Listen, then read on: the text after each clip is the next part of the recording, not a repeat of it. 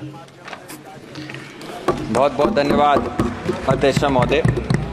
सर्वप्रथम मैं सदन का और मेरे निर्वाचन क्षेत्र बदायूं की जनता का धन्यवाद दूंगा कि संसद में आज मुझे अपनी बात रखने का मौका दिया है।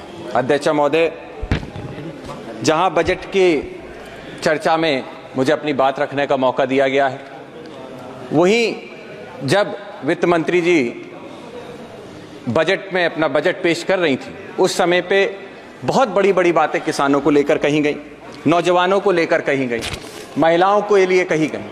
लेकिन सच्चाई तो ये है कि जहां हमारा देश कृषि प्रधान देश है, 60% से ज़्यादा आबादी किसानी में आज है, वहीं जब सरकार किसानों की बात करती है तो हम सभी को और किसानों को भी याद आता है कि जब प्रधानमंत्री जी ने किसानों की 2014 में आय दुगनी करने की बात कही थी, आज हम कहां खड़े।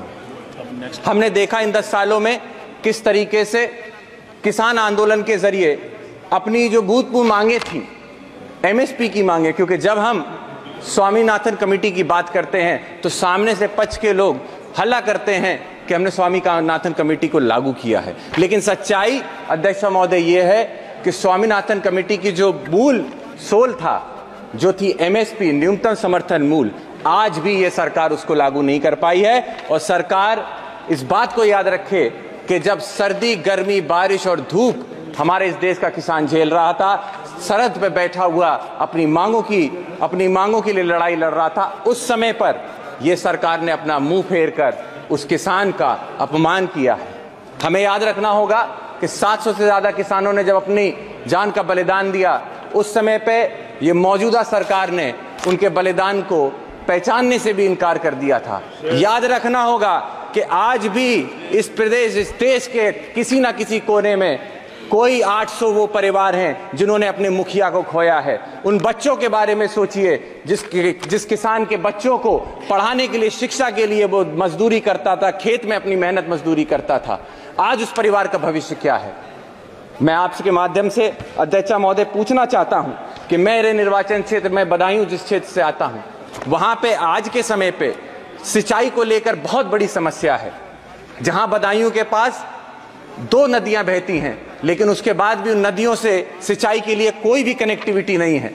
मैं आपके माध्यम से सरकार से अनुरोध करना चाहता हूं कि आने वाले समय में उन किसानों के लिए सिंचाई के लिए क्या हम लोगों ने प्रावधान किए हैं। अध्यक्ष महोदय, मैं आपके माध्यम से सरकार को बताना चाहता हूं कि इस समय मेरे लोकसभा क्षेत्र के अंदर सारे किसान ट्यूबवेल के ऊपर निर्भर हैं, और इस समय पे बिजली की यह स्थिति है कि गांव के अंदर 10-10, 15-15 दिन तक हम बिजली नहीं आपूर्ति दे पा रहे हैं। सरकार की तरफ से जिस समय पे एक सर्वे किया गया था, उन्हीं के अधिकारियों ने बताया कि जहां पर 56 सब स्टेशन हैं हमारे यहाँ बिजली के, वहीं कम से कम 33 सब स्टेशन और होने चाहिए।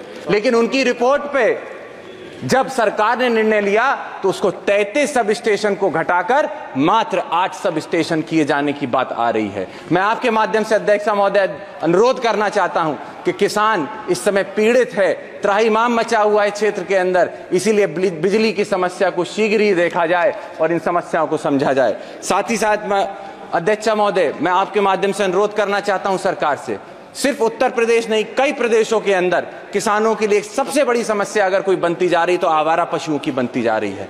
जहां किसान और उसके परिवार को दिन दिन भर इस चरकती धूप में खेती करनी होती है, अपनी फसल के लिए, अपनी फसल की उपजाऊ दाम के लिए खेतों में मेहनत करता है, वहीं वो रात रात भर जाग कर अपनी फसल की रखवाली उन आवारा पशुओं से करता है। वही आवारा पशु जब रात में खेत चर जाते हैं तो किसान का नुकसान होता है, और वही आवारा पशु जब सड़क पे जाता है तो किसी ना किसी नौजवान की या महिला की जान लेने का काम करता है। अध्यक्ष महोदय, मैं आपके माध्यम से अनुरोध करूंगा सरकार से कि जहां आप किसानों की बात करती हैं, मैडम मेरी फर्स्ट टाइम स्पीच है, बस 2 मिनट और दे दो। 2 मिनट बस।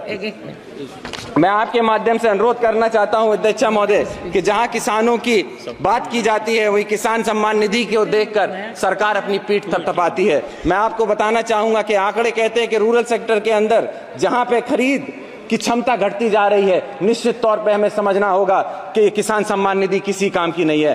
अध्यक्ष महोदय, मैं यूथ को, नौजवानों को नेतृत्व करता हूं, वहीं जहां देश में 35% नौजवान है जिसकी मूलभूत सुविधाएं एजुकेशन, और जॉब अपॉर्चुनिटीज हैं। आज सरकार कहीं भी जॉब देने में असमर्थ होती चली जा रही है। 80% से ज्यादा हमारे देश का नौजवान बेरोजगार घूम रहा है। मैं अध्यक्ष महोदय आपके माध्यम से अनुरोध करना चाहता हूं कि आने वाले समय में उन